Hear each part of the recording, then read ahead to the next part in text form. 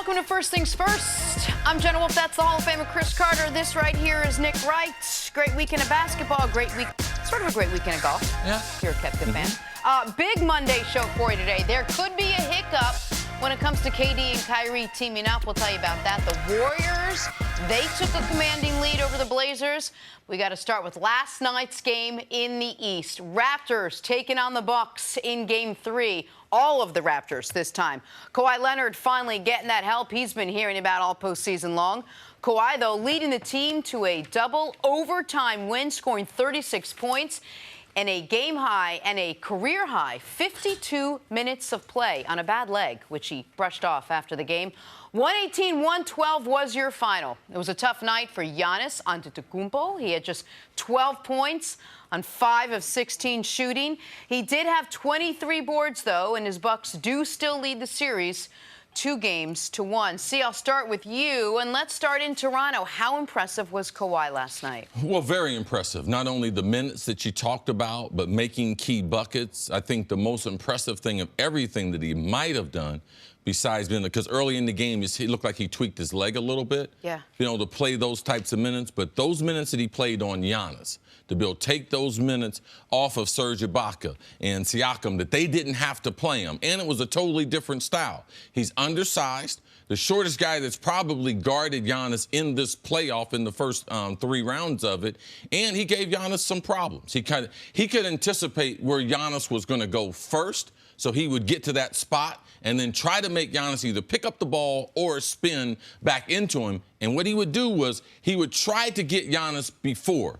A lot like Andre Iguodala does. Old school basketball players, as you bring the ball up to shoot it, that's where they try to defend you the hardest compared to defending you at the top of your jump. Very, very successful. And you can't stop Giannis without your teammates. So them being completely engaged of what's the game plan, we're going to help Kawhi when we have to, and we're not going to give Giannis anything easy. We don't mind if he goes to the free throw line. We're going to foul him. We're going to foul him hard. We're going to foul him often. Very, very successful. That's what kept Toronto in this game, and they were able to get enough offense at the end with Kawhi in that double overtime where he was probably the most productive offensively to be able to close them out. Very impressed with the way Kawhi played to be able to save their season in game number 3. Yeah, Kawhi was outstanding on both ends, much like he was the last time their season was on the line, Game 7 against the Philadelphia 76ers. And much like that game, this game had an importance greater than just this series. We've talked all season long about Toronto's ability to keep Kawhi Leonard after this year. We thought hitting that game-winning shot against the Sixers was an enormous step towards that. But we said the next day, but if in the next round, if they get swept, if they get drummed off the court, then a lot of those memories from round 2 will be darkened a bit by what's happened in round 3. What's the impact of the shot now? Right, and if they lose last night, maybe they win game 4, but the series is over. Yes. They are probably going to get swept, and it would have been despite Kawhi playing great. Kawhi had played all these things Cris talking about were true with 3 minutes left in the double overtime when Milwaukee had a 1-point lead. They easily could have lost the game. Giannis obviously fouled out very early in that double overtime, which helped Toronto greatly. But Kawhi was, in a game that I think he's going up against right now the best player currently playing, Kawhi was the best player on the court, on both ends of the court. And you mentioned he got a little more help from his starters, he did. But the bench from Toronto was the same bench it's been all series. Norman Powell stepped up. He stepped up bigger than he has throughout the series. And then who is there? There's Serge. It's been one of those 2 guys. Van Vliet was a non-factor again. He was particularly awful. So instead of being a 6-man team, they were maybe a 7-man team last night. But it was mostly Kawhi Leonard, not just the 36 points, but what Cris talked about, his defense on Giannis. And Chris Middleton as well. He was matched up on some. And Middleton struggled the entire game. But wouldn't you say, though, maybe they didn't get everything they've had from their bench the way they had all season long? This was much more of a complete game from a complete team than we've seen from the Raptors, at least in the postseason. And look what it took for them to beat the Bucks. It took the 52 minutes of play from Kawhi Leonard on a leg that may or may not be affecting him moving forward. It took 36 points. It took everything they had from everyone they had, and then they just beat the Bucks. I mean, it feels like they've got a heavy weight on their shoulder if they want to duplicate this and do this again. Well, Milwaukee's the best team in the NBA throughout the regular season. So how they would react when during the regular season, these teams have a method for which they're going to win. And part of the method for Toronto was they played well when Kawhi wasn't in the lineup. They also had a tremendous bench. Nick has talked about it, how much they miss OG. Appendectomies kept him out of all 3 playoff series. And their bench has not been good. 27 points in last night's game in a double overtime, which they needed them. Kyle Lowry fouls out. Powell fouls out. Like, they needed them. But they lost the bench scoring 2-1, though, because Milwaukee scores 50-something points. Yep. So it lets you know the bench didn't win this game. They did come in and play some very serviceable minutes that aren't in the stat sheet. But, man, they need an answer to Milwaukee's bench. Milwaukee, 54 points off the bench again. That's how Toronto, they're barely able to survive that. Right. It goes to double overtime despite no Milwaukee starter having more than 16 points. And despite Giannis having the struggles that I know you want to get into. Were you concerned about Giannis last night? Well, I mean, listen, this was the worst offensive game he's played all year. One of the 5 worst offensive games he's played in the last 2 years. He's still, because he is such a versatile player, he puts his imprint on the game elsewhere. He gets a career high in rebounds. He was tremendous on the defensive end, but it wasn't just the 12 points. The 8 turnovers were enormous, and they are mostly live ball turnovers. They're what you're talking about, Kawhi stripping him, or Giannis, who's a good ball handler for his size, but because he's damn near 7 feet tall, he still has a propensity to dribble a little too high, and he was getting, before he could get into his Euro step or get into his spin move, he was having the ball knocked away from him. I'm not concerned because I think Giannis will bounce back with an excellent game 4. He had an excellent game 2, even though I didn't even think that was his A game. But Giannis, this was the worst game he's played this postseason, and offensively, the worst game he's played all year. Yeah, I have some concern, Jenna, because you don't expect the superstar, potentially the MVP, to play 44 minutes and only get 16 shots.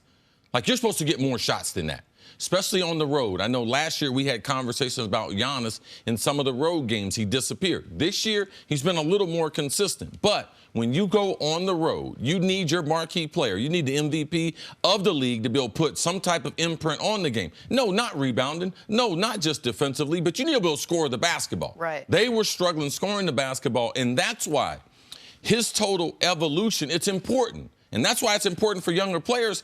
You need to be able to get your shot. And last night, Giannis could not get to his spot to produce the type of shots that would have led them to a victory. All right, time now for Put a Grade on It, sponsored by CarMax. All right, big night, like we said, for Kawhi Leonard. 36 points, 9 boards as the Raptors were able to force a series now by winning Game 3. Nick, put a grade on Kawhi's night. I give him an A. The only reason he doesn't get an A+ is if he hits that game winner in single overtime, I win my Milwaukee +3. He cost me that one. So he gets an A. No, he was great on both ends. He was spectacular. Best player on the court last night. You got to give him an A+, nerd, okay? Come on. Just because you didn't get the extra credit homework. Cost me some money, man. Yeah, absolutely. Everything's costing you money. He was great. He was really great, especially with the mental part of the game. He gets nicked early. I thought it was like a muscle cramp in his quad. Goes on to play the most minutes he's ever played in a basketball game, A+. All right. Take a break. Coming up, no KD, no problem for the Warriors. That is next on FS1. You can always check us out on the Fox Sports channel on Sirius XM. We'll be right back.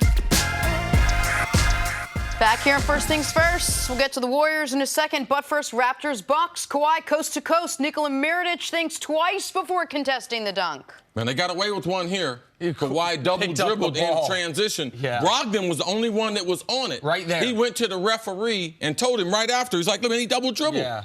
He picks up the ball. I didn't see it in real time, and it's right after, right before when that. That's the highlight. That's the reason why he's got a hurt leg. He's jumping off 2 legs now. 2 legs now. Warriors Blazers from Saturday. Draymond Green gets in transition, finds Jordan Bell for the dunk. Great play here. Jordan Bell redeems himself after missing an easy one earlier. Draymond staying in with him. That was one of the themes in the second half that led to their comeback. Most teams would be very lucky and very happy to have one passer as good as Draymond or Steph. The Warriors, of course, have 2, and it's been part of how great they've been the last couple weeks. More Warriors. Quinn Cook with a nice move at the point. Finishes with the lay-in. Oh, got left hanging, Steph. Let me see. Well, listen, you get this. Is that Zach Collins? That is Zach Collins.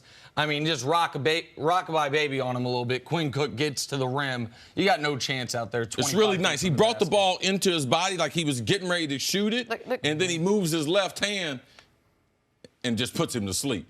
Oh, nice. Yeah, that's a nice little dribble move. No one had an issue with Kawhi was trying to do. With Steph Curry getting left hanging with the high five? Stresses me out. Steph can be a little corny on the bench. When you go for the high five, you get left hanging. Sticking with the Warriors, Blazers, now Steph Curry, as mentioned, has been the star since KD went down, but it was Draymond Green's triple-double, which allowed the Warriors to take down the Blazers in Game 3, 110-99 your final. 20 points, 13 boards, 12 assists for Draymond, his 7th career playoff triple-double, 3rd of this postseason, I believe all on the road, if I'm not mistaken. Series now all but over as the Warriors lead 3-0. All 3 games, mind you, without KD. Here's Steve Kerr after the win. I don't even know what to say about Draymond. I mean, he was like a wrecking ball out there. He was just destroying everything in his path. The pace that he was generating was incredible, and it just seemed like he never got tired. In terms of just his aggression on both ends of the floor, his decisiveness, like you said, there's not a lot of big guys that can stay in front of him full steam ahead in transition, and it puts the defense on their heels. And then on top of that, he's making so many plays on the defensive end. So a lot's been said about his game as of late, and he's continued to take it up a notch. When Kevin's not on the floor, I know I have to be more aggressive. And so whether that's attacking the basket, putting more pressure on defense, I understand that. And I think it's very easy to just try to get these guys to make more and more shots when Kevin's not on the floor. But, it can't put that much pressure on them. So I just try to take it upon myself to really push the pace, get the tempo to where we want it, and then still, try to make plays for other guys as well. Nick, this was not a lock for the Warriors by any stretch. They trailed by as many as 18 in this one. How are they able to win Game 3? Man, it felt like the Blazers expected it and were waiting for it to happen in that 3rd quarter, and it felt like the crowd was as well. This was the biggest game that's been played in the Moda Center. It had been played by the Blazers franchise in nearly 20 years. You have a 14-point halftime lead, and they came out waiting for the other shoe to drop, and Golden State obliged. Draymond was unbelievable, and no one on the Blazers could match his intensity, his speed, his ferocity up and down the court. No one seemed even interested in matching it, much less duplicating it or beating it. The Warriors were amazing defensively in the second half. After allowing 37 in the second quarter, they allowed 33 total in the second half. And they just imposed their will. And unlike Game 2 in Oracle, when the Warriors hit them with an avalanche, the Blazers were able to punch back, and then they just melted away at the end of the game. The Blazers, it felt to me like they were resigned to their fate. Here comes the Warriors run. Draymond's running the fast break of point guard. Steph, Draymond pick and roll. What are we going to do? It was frustrating to watch if you were hoping that this series could be competitive at some point, because the Warriors are clearly better. Even without Kevin Durant, the Warriors are the heavy favorite. But to blow back-to-back big halftime leads in the exact same way, and with your season on the line, to show no resistance whatsoever, it was frustrating as a neutral observer. As a Blazers fan, I think you'd have been pulling your hair out. The Warriors are a great basketball team. I didn't look at it the same way Nick did as far as Portland waiting for it. Golden State initiated. In the 3rd quarter, they changed the pace of the game. And this is what Draymond Green is a great basketball player. And we should expect the team that still has 3 All-Stars, the team that has, and we got Isaiah Thomas coming later, a team that has the best backcourt in the history of the NBA. Like, they're a great basketball team, even without Kevin Durant. So let's not forget that. Draymond Green took over, though, in the third quarter because sometimes the Warriors, they do struggle in their half-court offense. So what does he do? He initiates the offense before the defense can get set up. So he can either push the pace because he rebounds and he gets the ball. He doesn't need anyone to outlet to him. And what it does is it allows the other role players to get easier shots. And if they don't get easier shots, Bell in the highlights and other guys that Draymond was finding, then the secondary break, Steph and Clay, you lose them. So this is just another way that the Warriors, through the years, have operated their offense. They don't need to call a play. Draymond, get it off the board, push it down the court, try to make something happen, and then that secondary break, you got 2 of the best shooters all time coming up, and typically one of those guys will get lost. So they either get a good offensive look at it through their role players, through Draymond running the offense, or Steph and Clay after that. There's a good chance they'll be without Iggy. I think he's questionable with a sore Achilles. Are you worried about depth for this team, at least with the starters, without Boogie, KD, Iggy? For the NBA Finals, sure, but for the rest of this series, no. I mean, they could lose tonight, but it doesn't. The Blazers had multiple opportunities to make this a series, and their offense has gone to die. Like, it's one thing for the Warriors, with Draymond pushing the pace like that, to score 57 in the second half. That's going to happen. To score 33 yourself, 13 in the third quarter, which was as big of a quarter as you've played all season, to not be able to adjust. What the Warriors are doing defensively is not complex. They are trapping Dame out near half court, which can present an advantage for the Blazers offense. If he makes the play, they have a 4-on-3 at least temporarily, or a 3-on-2 depending on where people are on the court. He's not making the play, and when he does make the play, he's not giving it to a guy like Draymond Green, who is a point forward, who can then make the next play themselves. So, no, I'm not worried about the Warriors for this series. If Iggy were going to miss time in the finals, I'd be worried, but that's not going to happen. Yeah, I'm worried about it, Jenna, because ultimately, how many starters can you lose? So they lost 3 starters. All right, you can only go to the bullpen so much. So for me, just like Damian Lillard, in game number 2, he's suffering right now from a torn rib cartilage. Yep. You know the reason why? He fell on the basketball. Kevon Looney fell right on top of him. But now you play another game. So every time, what I think he's missing here is every time you go out there, you got the opportunity to get hurt. Now we see the other series is at 2-1. Now they're shorthanded with Iguodala. They could be closing. If Iggy was healthy, I'd be like, man, they're going to close him out tonight. Like, it's a wrap. But now, how many more games? How many more extra minutes? What if Clay gets nicked? What if Steph gets nicked? Because now they have to guard the primary ball handlers. And Iguodala was taking that job away from them. And that's the hardest job to the Warriors defensively, to be able to guard Dame. And what Iggy does to him, he presents a lot of problems. So, yes, I am worried. They're down 2 starters. Now they're down a 3rd starter. Who else can afford to get nicked? It was something I said last week. Like, this is not only about this series, but it's about those minutes that every guy is going to play. Now, the finals, there's a set date. Right. So the Warriors want to be able to get this over with as soon as possible. I just think they have less chances of doing it tonight because Iguodala is their best perimeter defender. Well, and maybe I am not taking Iggy's injury as seriously as you guys are. He had an MRI. It came back clean. I don't believe that if this were a game that the Warriors needed, I would assume Iguodala would play. We don't officially know if he's not going to play this evening. And the Blazers, to me, they have waved the white flag. They might win tonight. But and of course they can't suffer an injury to Steph or Clay, Chris. I agree with you on that. But if they had an opportunity to really put the pressure on Golden State, particularly if Andre Iguodala was not going to play. But what halftime lead do they need tonight to feel comfortable going into the third quarter? So what if Portland gets the same lead they got in game number 2 and game number 3? And without Iggy on the court, Golden State could be like, you know something, man, we'll get to game number 5. So now you got to play an extra game. I just know the wear and tear on each person from an energy standpoint, from a mental standpoint. Yes, they're in control of the series, but they're also down 3 starters. And I just believe it's very, very important for us to continue that. If Andre Iguodala, he's one of the great pros that we have. If he can't play, it's because he's forced off the court. All right? A former MVP of the finals, you want him on. He's been their best defender, and he's the reason why Damian Lillard has had a very poor series. All right, Boogie Cousins, Kevin Durant, now maybe Iggy. We will see. Coming up, speaking of KD, why is Durant upset with Steve Kerr? That's next on First Things First.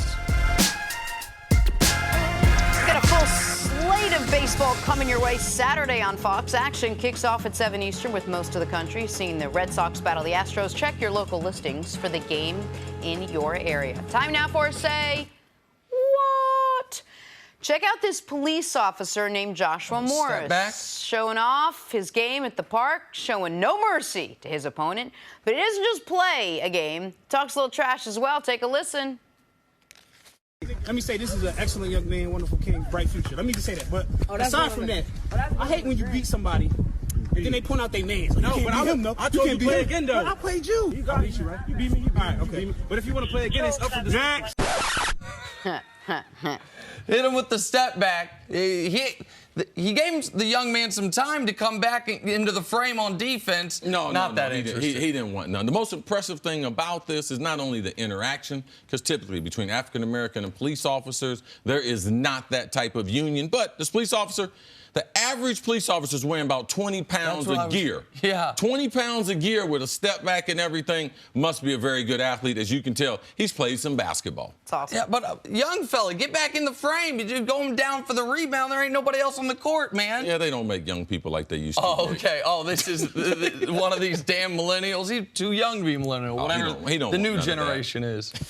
All right, time for stories to start your morning. Sponsored by Gillette Clear Gel. Raptors, Bucks, Game 3. Toronto finally showed up. Kawhi led the team to a double overtime win, scored 36 points in a career-high 52 minutes of play. 118-112 was your final. Cris Carter, what'd you make of Kawhi's night? Oh, it was amazing. It was because I didn't know if he was going to be able to make it. You could see him cramp up early or grab at his thigh. I thought the fact that the medical staff didn't come over initially, that was something very, very positive. But the mental toughness it takes to play these games, it's impressive. The steals late, the rebounds late, exploding to the hoop late in the game, very impressive. One of his most impressive games. I think he scored 10 30-point games this postseason. This postseason is a 10 30-point game. And for the Raptors as a whole, the mental fortitude, it goes to overtime. Why? Because Pascal Siakam misses 2 free throws and then misses a really tough potential game winner. It goes to double overtime. Why? Because Kawhi misses a really tough potential game winner, but a shot we know he can hit, that little mid-range shot from the left elbow. When you're in a must-win game, you have 2 chances to win it. You blow them both, or you don't come through on them both, to then finish them off in the double overtime. He dominated double overtime. Oh, absolutely. Especially once Giannis was off the court, Kawhi had a little more freedom. He was exceptional, and obviously an enormous win that keeps the Raptors season alive. All right, to the Western Conference Finals now. Portland struggling to get into this series with the Warriors, who lead 3-0. Dame Lillard confirmed he is dealing with a separated rib. He stressed, quote, "I don't think it's something that's affecting my game." CC, what do you make of this? I think it's affecting his game because the thing about with them trapping him, the physical contact, they're putting a lot of height, a lot of size on top of him, and now the physicality of every time you got bumped, that torn cartilage in your rib, it makes it totally uncomfortable. And that's one of the spots that it's really hard to, like, take a pill or to get a shot because it's such an acute area. You basically have to play through the pain. So, yes, this is a real injury, but a real athlete's not going to make a mistake. Make excuses like Dame did. Well, and so, listen, I think that this is another example, though, of where guys, if guys get injured and they can't play, we don't hold that against them. But if guys get injured and play through it and play poorly, we all of a sudden, Dame, we had been elevating him, and then he has a poor Western Conference Finals, and then we're like, oh, did we elevate him too early? I think he'd be struggling to a degree even without the injury. But as you can see in that highlight, they're up 11 in Oracle the moment he gets hurt, the early second half of Game 2. He's played poorly, and they've played poorly since then, and it's obviously been a part of that. All right, let's move on. Talk some Anthony Davis now. Pelicans owner Gail Benson dismissed a report that she would trade Anthony Davis to the Lakers, quote, over her dead body. Nick, the door's still open for AD to team up with LeBron? I've been pretty consistent in this, and what I heard when David Griffin took the job was he was told unequivocally, if you end up trading Anthony Davis, obviously they'd love to keep him, you are able to make whatever you deem the best trade available. Now, the Lakers are going to get no favors, and the Lakers are going to have to far outshoot whatever the next best offer is. But I thought it was odd, the original report, that Gail Benson would have said that, because it would have gone against what she had communicated to David Griffin as far as what I was told. So, yeah, I buy that Gail is saying she did not say the over my dead body line. Yeah, I think that was during this season. Trade him to the Lakers over my dead body this season. Right. Now with David Griffin, you can't handicap him. You can't say, hey, listen, that this team's not available, so now you're not going to get the best deal. I believe he doesn't take that. If she voices that to him, you can see with him hiring other people. Trajan Langdon, he brings him over as the general manager from the Brooklyn Nets to be able to help out basketball operations. I think they're on the right track, and I believe the Lakers are one of many suitors, but the best deal will be had for the Pelicans. All right, finally, talk some football now. Cowboys have been hinting all offseason long at who they want to pay and when. Ezekiel Elliott's on that list, and while he might be due for a payday, he doesn't seem concerned about that at the moment. After winning the division title 2 of the last 3 seasons, Zeke thinks the Cowboys can continue that success this upcoming fall. Can't stop, won't stop. Here's Zeke. I'm just excited about the group of guys we have. I'm excited about the talent we have on this team, and then I'm excited about that leadership group we have. So, I mean, I think we have a lot of the right pieces, and I think we have a lot of promise for this season. All right, CC, let's look at the season ahead. Is this Cowboys team right now set up to take another step forward this season? I'm going to address the offensive side, because Zeke, that typically is an offensive player, that's what he's talking about. And I believe they will be better. Dak with more experience than he's ever had. And if you look at the way he played, sample size with Amari Cooper, that would have to be very, very encouraging. Randall Cobb is your slot receiver. I know he's better than previously what they had. Travis Frederick, if he's able to get back and be 75 to 80% of the player that he was, then he's better than what they had. And he's the captain of that offensive line. So offensively, I think the Cowboys will be better this year. They'll be more explosive. They got more speed on the field. So, yes, I would see some improvement from an offensive standpoint. And another year of playing together, Zeke, Dak, that offensive line, overall gelling and everything. I'm concerned about the play calling. I don't know what their theme, what their philosophy is going to be. When they get in 3rd and long, what's their philosophy going to be? When they're in 3rd and short, what's their philosophy? How are they going to attack? So for me, the question marks are not about the personnel. The question marks are about the quarterback coach, the offensive coordinator. These guys have limited experience in the NFL, so my eyes will be on them and what position they're putting these players in as they start the season. They are well positioned to be better, if for no other reason than Dak going into year 4, Zeke still being Zeke, having Amari and the additions Chris said of Randall Cobb and the de facto addition of Travis Frederick. But when it comes to play calling, when it comes to their offense, if they're going to get better, there is one very specific area they must improve. Warren Sharp laid this out on Friday, actually. The Cowboys were last or dead last in the NFL by almost any metric on effectiveness inside the 10-yard line and inside the 5-yard line. Their red zone, gold zone offense, their ability to have successful plays. It's why they were kicking what seemed like a ridiculous amount of 21-yard field goals and 23-yard field goals, because they get down in the scoring zone and not be able to get 6. They instead had to settle for 3. That's really inexplicable when you have a running back like Ezekiel Elliott and you have a quarterback that can be a bit of a dual threat like Dak Prescott. Typically, teams like that have a reliable running game and a quarterback that's a threat with their legs are even more deadly in the red zone. It might have been because they didn't have a reliable red zone receiver. They didn't have a tight end option all throughout the year until week 17. They seemingly all of a sudden had a tight end pop in that game against the Giants. But that, if the Cowboys do everything else the same, but just improve on turning those 3s into 6s when you are right at the mouth of the goal line, that will instantly make their offense much better. And that is, if that's what we're focused on here. Now, to improve actually as far as the season goes, that means you make a conference championship game, because they got to the 2nd round again last season, 2nd time in 3 seasons with Dak and Zeke. They've done that. So that's a different discussion. But can the team be better? Sure, it starts with effectiveness inside the 5 and the 10. Yeah, red zone offense can be improved in a number of different ways. Number one way to improve your red zone offense is to not get in the red zone. One thing we tried to do when we got Randy Moss, we were a great red zone team because I was always a great red zone wide receiver. But we tried to score outside the red zone. We increased our red zone from the 25 to the 40. So once we got to the 40-yard line, we considered that to be the red zone. And we started targeting more shots down the field because most teams at that point, they are not defending the end zone. They're defending the chains, trying to keep you from getting a first down. The second way is red zone's about number count and I'm better than you. Brian Billick used to tell me this, Chris, my guy's better than their guy. That's why we'll be better in the red zone. We'll throw it to you and give you a couple different opportunities. And the reason why they're not good in the red zone because their quarterback does run and their running back they're relying on, defense are giving them 8 guys in the box. So it's a number count. You got 7 guys to block. I'm sending 8 guys. So even if your quarterback decides to run, I got an extra guy. So they have to be a little more creative from a coaching staff. And Amari Cooper has got to be a red zone threat. That's the way they can instantly improve the red zone offense. All right, good stuff there. Let's get back to the NBA now. Kevin Durant has been on the sideline the last 4 games as his team hasn't missed a beat. They haven't lost since the injury.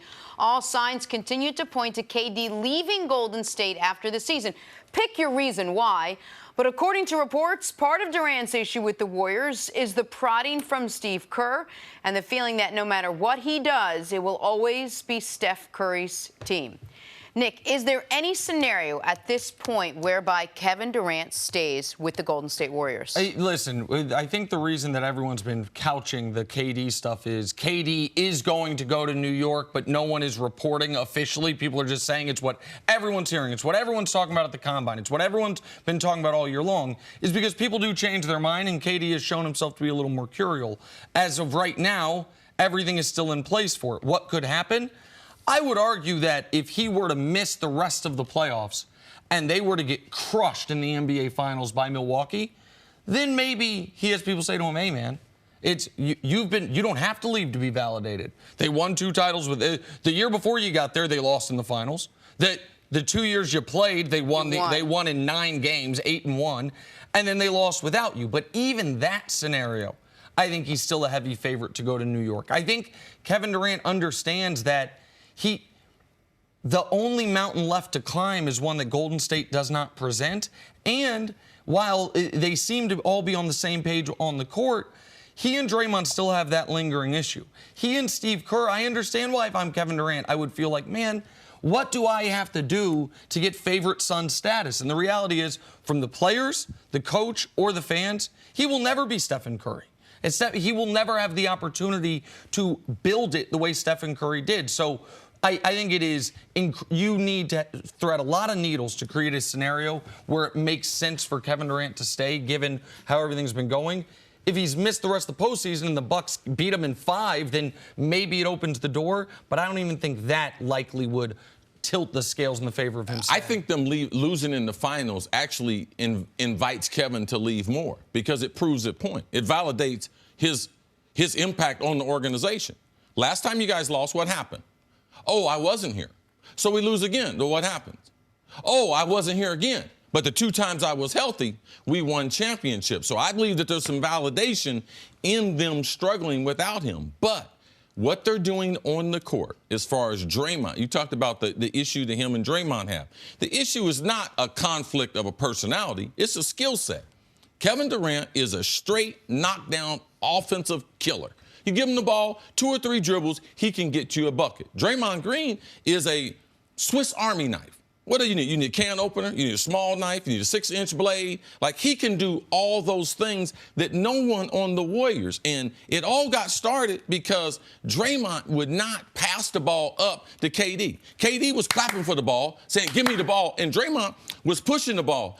Everything people have been praising Draymond through this whole playoff, especially since Portland, that's his deal. Right. That's his game. Coach Izzo, I got a text from Coach Izzo. This is the play right here, Bob. And he told me, watch Draymond Green play his best basketball that KD's hurt.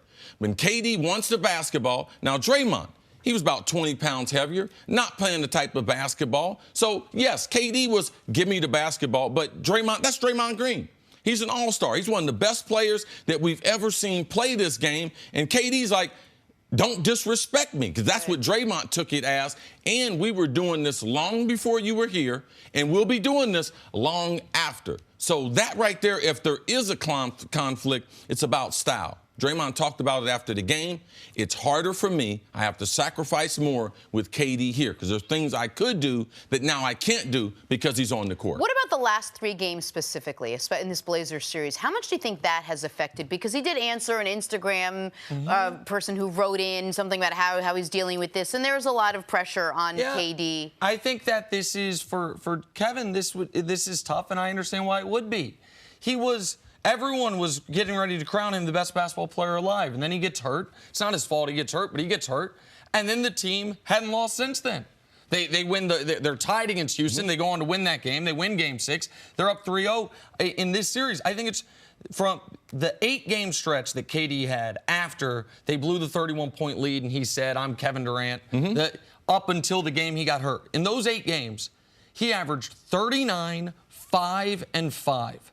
On 50, 40, 90. It's as well as you possibly can play. And the team was 5 and 3.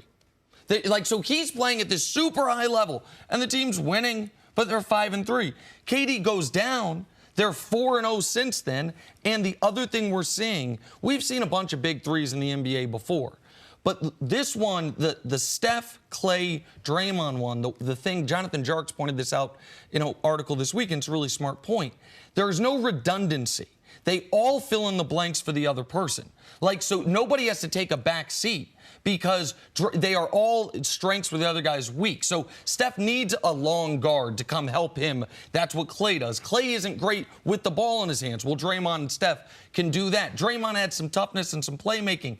So there's an element of KG, Paul Pierce, Ray Allen, which it was all 3 guys do something very specific and unique, so they play off each other brilliantly. Nobody in that big 3 is asked to take the Chris Bosh role, the Kevin Love role. Right. When it becomes KD, Steph, Clay, Draymond is immediately asked, and one of those 3 guys also does, because KD is such a special talent. So, yeah, I think that plays into this. Absolutely. It plays into it, but I believe a lot of it can be resolved by the coach.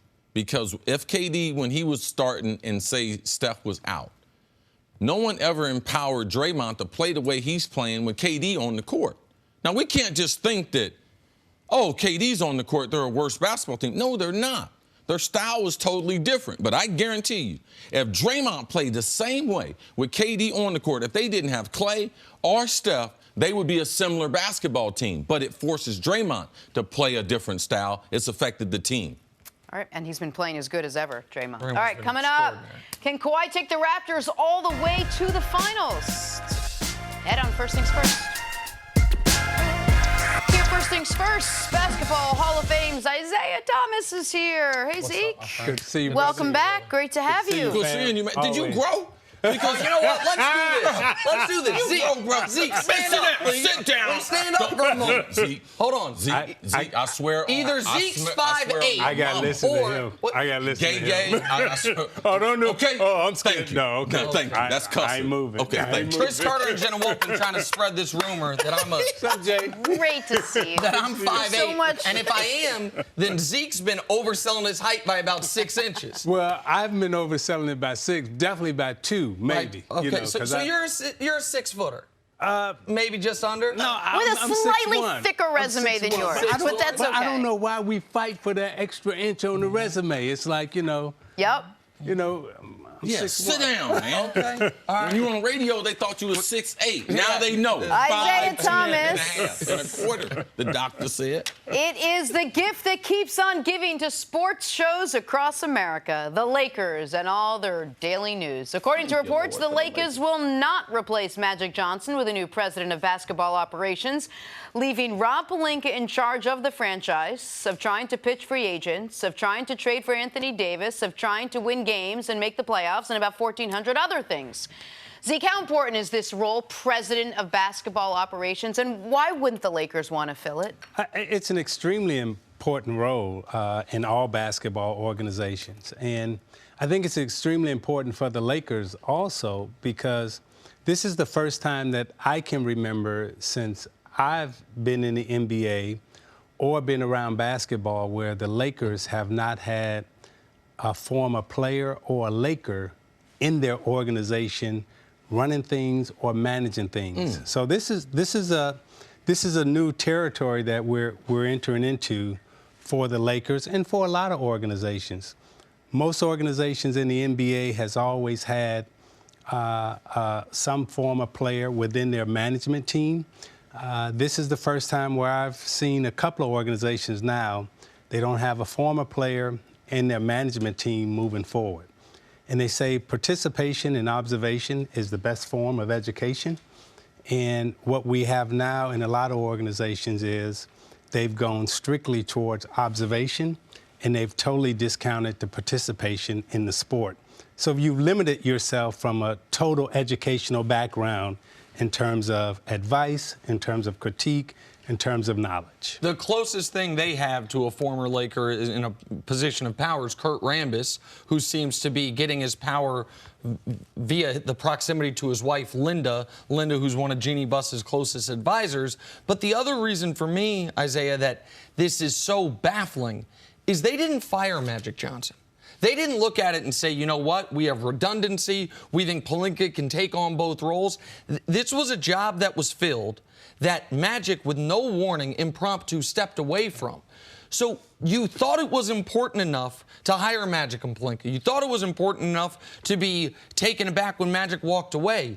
And now you don't need it. So now, Magic, I assume, was doing something during the day. Magic there was some level of work that he was doing. Unless Pelinka convinced them that he could do. Well, he must have. But so to me, you can see by them not hiring someone for this job and who they hired as the head coach, Frank Vogel, who nobody thought was about to get another head coaching job this quickly, especially it looked bad what happened with him in Orlando. It looked even worse once you saw Orlando this year. The reason you hire that coach is because that coach cedes power to whom? To Pelinka. So Pelinka gets some of the power a coach would have, all the power Magic Johnson had, and now becomes the most powerful voice in the organization that isn't a member of the Buss family. And this is where I think the NBA and our league has truly failed LeBron James. Because every place LeBron James has gone, they've always given him either a first-year coach or someone that they were experimenting with, and they always took unnecessary chances because you had LeBron James. LeBron James has never had the benefit of, in my opinion, Hall of Fame coaches. He had a Hall of Fame front office with Pat Riley in Miami. However, you know, they gave him a rookie coach to get started off with. And there were some issues. And there were some issues. They lost, but then they regrouped. But at the same time, he's never had the benefit of, you know, the greatest coaches ever. And now you're in this organization now with the Lakers where historically they've always been known for their front office, you know, expertise, so forth and so on. Now, they've had some bad luck and bad years, but LeBron James now coming into this situation is basically dealing with, you know, a rookie front office. A rookie front office. Yeah. And a rookie on all fronts, because now if Rob is going to be the GM and the president, he's never been the president of a basketball organization, which is a lot of responsibility. Being a GM is a big responsibility, but when you're president and GM, that's a big bucket of water to drink. As far as the free agents out there, we know that this is a much anticipated group coming. KD potentially being free, Kawhi, we talked about Kyrie Irving, and a bunch of others, Jimmy Butler. But I want to go back to something because I think that you are one of the rare people that can really comment on this. Last year, the NBA and the Lakers, they tried to help LeBron. Magic waiting out front of his house now. Yep. Now, no one knows Magic better than you, and no one has been through the basketball experiences that you talk about mirrored with Magic. What the hell happened to Magic Johnson? And if I'm a free agent, why would you join the Lakers now where their greatest player quit and all the other chaos surrounding this team? So two things, and I'm just speculating here, okay? I have no inside knowledge, just my observation from the outside. You get the title as president of basketball operations. And as president of basketball operations, you get to implement your vision. not only do you get to implement your vision, but you also get to bring in managers and coaches and people that you think can implement your vision. I think Magic found out later on in the process that didn't read the details. that I'm the president only in name only, because when it came time to potentially fire the coach, potentially maybe even look at moving Rob Pelinka. Yeah, then it seems like, okay, you don't have full authority or autonomy to make those moves. Now, again, I'm just speculating because I don't know. But if you're given the title of president, then you get to make the moves and act as president. And it doesn't seem like that was the case in Los Angeles. A lot of this gets fixed if they get one of these star free agents. Maybe not fixed, but people don't care as much. If you get an all-star caliber player to play alongside LeBron James, a lot of the mayhem of this offseason seems like secondary details. How much do you think this offseason has hurt their ability to get one of those star free agents? Well, and when you talk about star free agents, right, I'm only talking about the top tier. I'm only talking about the best of the best. People who can come in and be transitional and transformation. KD, Kawhi, Kyrie. KD and Kawhi. Those are the top two, right? Everybody else is going to fill in and be pieces with. Okay. But these are the two guys. Now, if you're sitting there with Magic and LeBron, you got some conversation. Now, and Chris, you know this as a Hall of Fame player, Hall of Fame career. There are different levels of this. So you saying, okay, I'm getting ready to put my legacy in your hands. And if I'm going to put my legacy in your hands, then it's got to be somebody that's been in the room before. That has a legacy themselves. Yes, thank you. But you can't walk through that door and talk to the greatest players in the games with the greatest minds in the game and the greatest positions in the game, and you come in with some lightweights talking about we can do this. Don't happen. Very interesting. Said something there. Right. All right, Isaiah, we'll see you a little bit later in the show. Coming up, should teams be cautious before locking up Kyrie long term? We'll tell you why we're asking ahead on First Isaiah, Things step First. aside for a moment. Let me walk you off, Isaiah. Let me walk. When things go south, you have to let people be who they are because there's no changing that. Like Draymond, he's just loud and demonstrative, and when he's in a room, you're gonna know he's in the room. And we need that. You know, we need that fire when we're out there on the court. Clay is kind of just in his own world all the time, and that's what makes him special because nothing really gets to him. And so he's just Mr. Consistent for us. And then K is just a basketball savant. Everything he talks about, he's reading about, he's thinking about is about the game.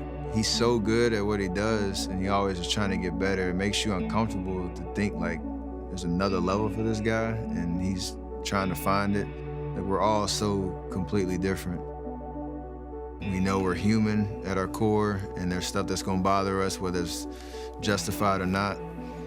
And we just gotta work through that stuff. And it takes time. Nothing's ever as easy as it sounds in terms of rallying the troops and recentering ourselves. That was a clip from Stephen vs. the Game, which is now streaming on Facebook. The director, Gotham Chopra, joins us now. Thanks so much for joining. But the timing couldn't be better on this project. I mean, you really lucked into the timing on this. It's like writing itself, right? In real exactly. time. Yeah. So you've worked with so many iconic athletes. You've worked with Kobe and LeBron and obviously Tom Brady. Tell me what makes Steph Curry different. Man, it's a question I keep getting, and the thing about Steph is he's the real deal. Like everything you've kind of heard about him in terms of his humility and his grace and his character, it's real. Like you get behind that curtain and you see that he's just a genuine guy who's really team first. And I think the other thing is just like now having spent almost a year working on this project and really getting to know him and his family, it's unbelievable what you see on the court, and behind you would think there's like this, this really defined, disciplined process. It's kind of chaos. I mean, he's got 3 little kids. He's got a wife who's having her own explosive moment in terms of her career, and it's just like there's constant action, and yet you get to the floor, and this guy is just so zen and balanced. Right. And like I said, team first. I know most of these projects, you don't come up with what's going to be the message, but Tom versus time, it's fairly simple as far as what we're dealing with. Also, you have the Patriots, Belichick. How long will he allow Tom to play? So there was some conflict there. Now, as you try to move on, see, I don't see the conflict in Steph. So what is the storyline absent of I'm following around one of the greatest basketball players ever? Yeah, well, so there's a sports conflict, right? Like, it's probably the defining organization of its era in terms of the NBA. So can they win 4 in 5 years? Can they win their 3rd straight? How are they going to, free agency, just all the different things that are going on that team. I mean, there's just a natural conflict of like watching a sports story unfurl. But then, yeah, I mean, to your point, and I joke with Steph all the time, is like you're always looking, as a storyteller, for conflict in your character, tension. He is like the most sort of balanced zen guy, but then that, it's like you lean right into that. It's like, okay, well, can I unpack this? Can I sort of decode this and figure out like what is the source of all of this success? And in Steph's case, which we didn't really do with Tom, it's like you really can go into the backstory. You can look at the genesis over time. You can talk about, Dell and Sonia Curry, Seth Curry, and just like this thing that's emerged over, 30 years at this point. And in their case has kind of all been documented because they filmed a lot of it. One of the first words you used to describe Steph was humility. And a lot of people who've spent time around him, not just watch him from afar, spent time around him, describe him as humble or says he has great humility. On the court, he's about as braggadocious as any player we have. But people that know him say off the court, he has almost none of the superstar diva frills that we associate with a lot of athletes of his stature. When you talk with him versus when you watch him, can you draw that dichotomy for me and explain kind of who he is that we're not always seeing? Well, so I think a lot of people have heard him talk about his faith, and I think his faith is very real in his life, and I think his humility off of the court stems from that. I mean, he's humble. He's also grown up around this kind of stardom. He grew up in an NBA family, so I think he's very comfortable with that fame, and it doesn't really nothing really rattles him. Yeah, on the court, he's one of the greatest players of all time. In my opinion, he's the greatest shooter of all time. He knows that. I mean, he has that bravado. You saw it the other, what was it, against the Rockets a week ago or so, like 0 points in the first half. It didn't shake his confidence at all. He has so much confidence in himself, and I think that's where that bravado on the court stems from. In reading some of the build-up to this series, you mentioned that Steph feels this urgency to win with this iteration of the Golden State Warriors before free agency is upon us, before the team breaks up. How much does that weigh on him? Because we talk so much about Draymond, what he wants, and KD. You don't really hear so much about that from Steph Curry. I'm not sure how much it weighs on him, but I think, when you get to a certain level, I saw this certainly with Tom, or elite athletes in general, LeBron, Kobe, et cetera, you're always looking for that edge. You're always looking for that thing to motivate you. And across an 82-game season, you need that. So I think it's actually become a sort, like they don't know. Uncertainty. I mean, every day it's changing. You guys talk about it. Who knows? That's why we have a show, basically. So I don't think anybody knows, including the people on that team. And so I think that like they use that as like there's an hourglass here. What we do know is what we have right now, where we are. And that becomes the motivation to, not let it slip away. But actually, there not being an answer is an answer. For these guys, at this point in their career, for him not to say, yes, I am going to continue here in Golden State, that is the answer that most people are obviously looking at. And all the other stories, we talked about the conflict, but the other stories, they didn't have the superstar. Tom Brady, they got Gronk, they got Belichick. They were just a little part of the story. How do you mix in with the focus being Steph? But I could argue that KD is a bigger superstar. Draymond has a big personality. Now, Clay blends in because he's his own self and everything. But that makes this story very, very different than the other stories also.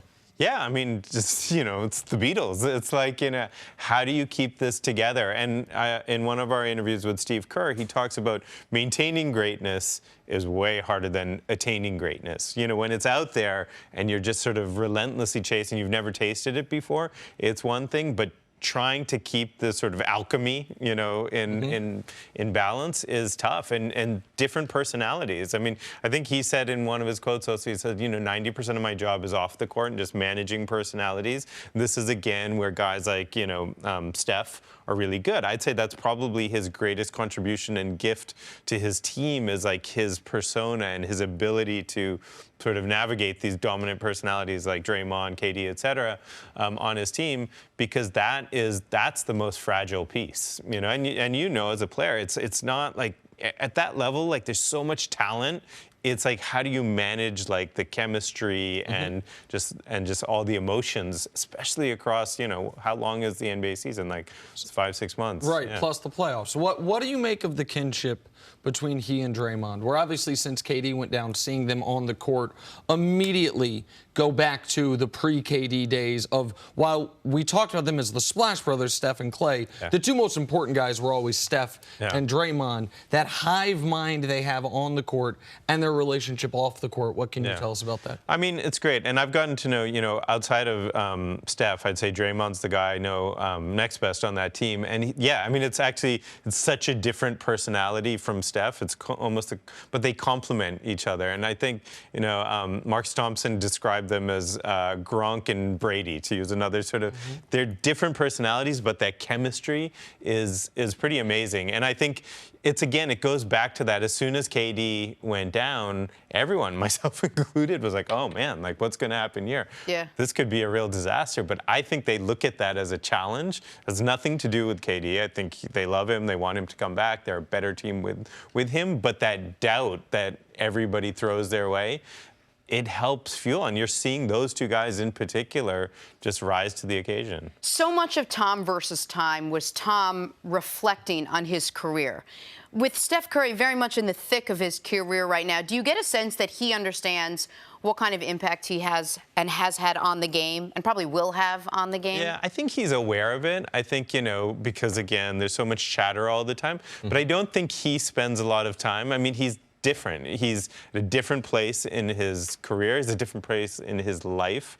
You know, he doesn't. I remember earlier in the season, just in one of those conversations at a dinner table, we were talking about top 5, top 10 players of all times. And, you know, he did his, and it was like a lot of the same people. And he did put LeBron in that list. And I asked him, like, where do you place yourself? And it's not only did he not have an answer, it was like literally he was like, I don't think that way yet. You know, like, I will eventually, but, you know, right now I'm not there because I'm right in the middle of it. I still have a lot of hunger, you know, for that next chip.